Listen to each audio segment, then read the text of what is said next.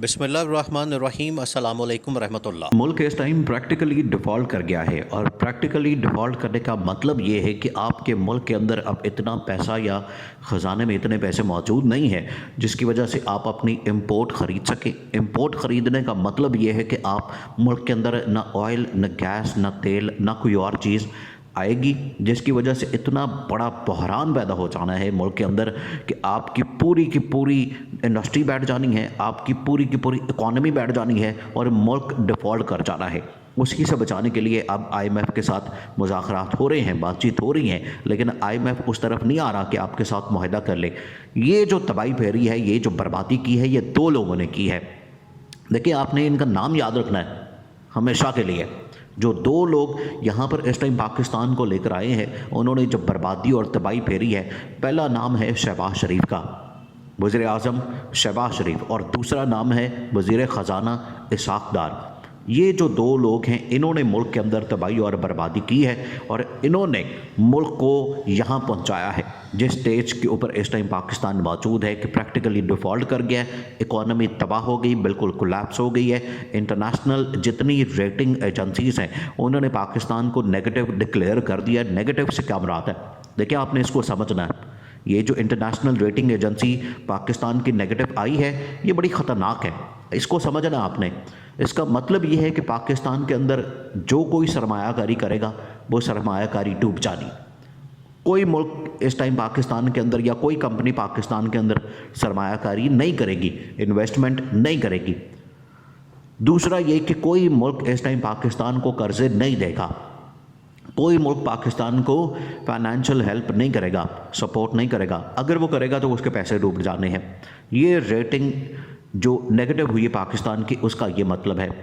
उसके बाद कोई मुल्क आपके साथ कोई ट्रेड इंपोर्ट एक्सपोर्ट की नहीं करेगा, आपके साथ कोई ऑर्डर नहीं पकड़ेगा। आपकी यहाँ जितनी इंडस्ट्री चलती है, वो चाहे स्पोर्ट्स गुड हो या टेक्सटाइल मिल हो या किसी भी किस्म का, और यहाँ पर स्पोर्ट्स का इतना सामान बनता है जो कि बाहर एक्सपोर्ट होता है, वो कोई नहीं ऑर्डर लेगा, क्योंकि आपके मुल्क के ऊपर ट्रस्ट नहीं रहेगा।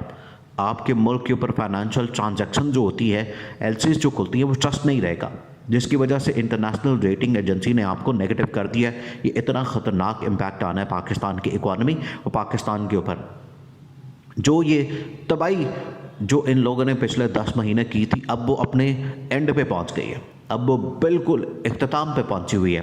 अब उसके बाद तो मुल्क इन्होंने बेड़ा कर करके, अब शहबाज शरीफ तो वैसे ही मुल्क से भाग गया।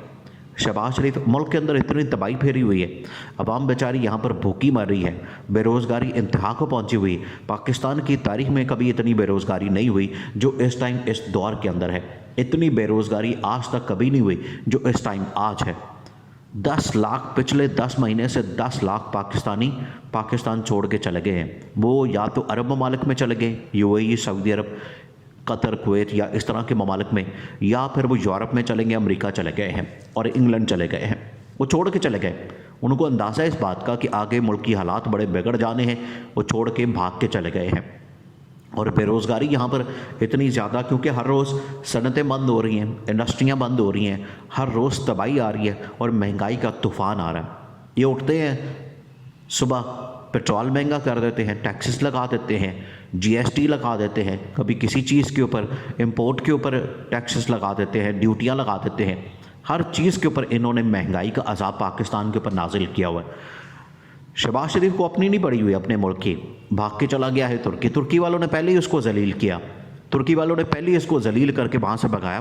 देखिए, आप अंदाज़ा करें इस बात से कितना फ़र्क है, इस हुकूमत की वजह से कितना नुकसान, और शहबाज शरीफ का जो इस टाइम आना पाकिस्तान के अंदर वो कितना मनूस साबित हुआ कि इंटरनेशनल लेवल के ऊपर आप अंदाज़ा करें, बेकारी की कोई इज़्ज़त नहीं होती है। ये बात ठीक है जो शहबाज शरीफ ने आने से पहले कर दी थी कि बेगर्स कांट बी चूज़र्स, बेकारी जो है वो फैसला नहीं कर सकते, बेकारी हमेशा बेकारी रहता है।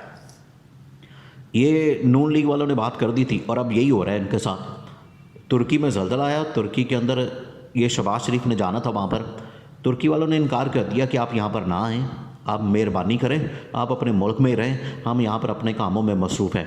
उनको पता था कि पाकिस्तान से मिलना क्या, ये शहबाज शरीफ ने आके यहाँ पर करना क्या, सिर्फ तस्वीरें, फ़ोटो सेशन और इस तरह, और तो यहाँ से कुछ नहीं मिलने वाला।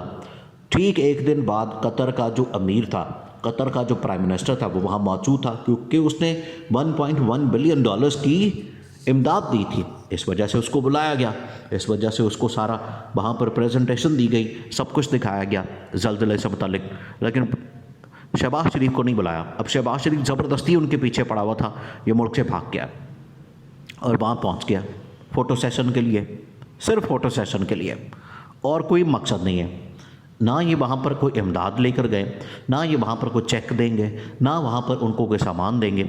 सामान तो ऑलरेडी जो इमदाद और वर्कर्स और वॉलंटियर्स जो वहाँ पर ज़रूरत है जिस चीज़ की, वो ऑलरेडी पाकिस्तान की फ़ौज ने वहाँ पर भेज दी है। वो अपने कामों में जाके मसरूफ़ है, वो काम भी कर रहे हैं। अब ये जाके वहाँ पर क्या करेंगे? सिर्फ तस्वीरें खिंचवाने का शौक़ है इनको, और ये पहले दिन से यही काम करें। इनकी करतूतें ऐसी हैं।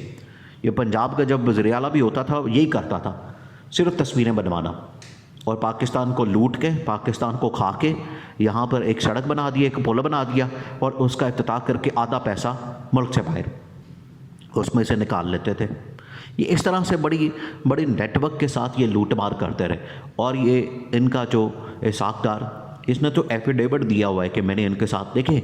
अब इस टाइम जो हालात बन गए हैं, इसमें इन दोनों ने भागना है। एक शहबाज शरीफ भी भाग गया और अब इसाक़दार ने दुबई भागना है, और ये दोनों भाग जाएंगे इंग्लैंड में नवाज़ शरीफ के पास, क्योंकि नवाज़ शरीफ इसीलिए तो वहाँ पर बैठा हुआ है। नवाज़ शरीफ क्यों नहीं पाकिस्तान आया?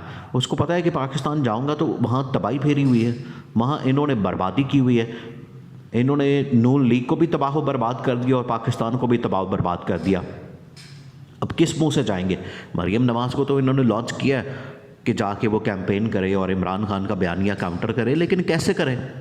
आपके पास कोई चीज़ भी तो होनी चाहिए, कारकर्दगी भी तो होनी चाहिए। शाहिद खाकान अब्बासी क्या कहता है, नून लीग वाले अब क्या कहते हैं कि ये जो आपके करतूत हैं, ये जो आपकी कारकर्दगी, तो जाके आवाम को बताएं, आवाम को दिखाएं, आवाम को समझाएं, आवाम फिर आपको बता देगी आवाम के अंदर कितना गुस्सा और लावा पक रहा है। ये जो अब मसला पैदा हुआ है इन कुछ अरसे के दौरान, ये पिछले 2-3 महीनों से 6 महीनों से, इसने पाकिस्तान का कबाड़ा निकाल दिया, और इसके बराह रास्त ज़िम्मेदार इसाक़दार, बराह रास्त ज़िम्मेदार शहबाज शरीफ है।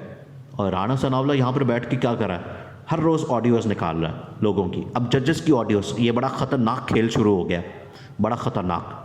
सिटिंग जज की, सुप्रीम कोर्ट का सिटिंग जज, उसकी ऑडियो निकाल दी इन्होंने, सिर्फ अपना फ़ायदा उसमें से निकालने के लिए कि वो हमें इलेक्शन का ना कहे, इलेक्शन का ना कहे। इलेक्शन आपकी ज़िम्मेदारी है करवाना। इलेक्शन जितनी देर तक मुल्क के अंदर नहीं होंगे, उतनी देर तक पाकिस्तान के मसाइल हल नहीं होंगे, ये लिख कर रख लें।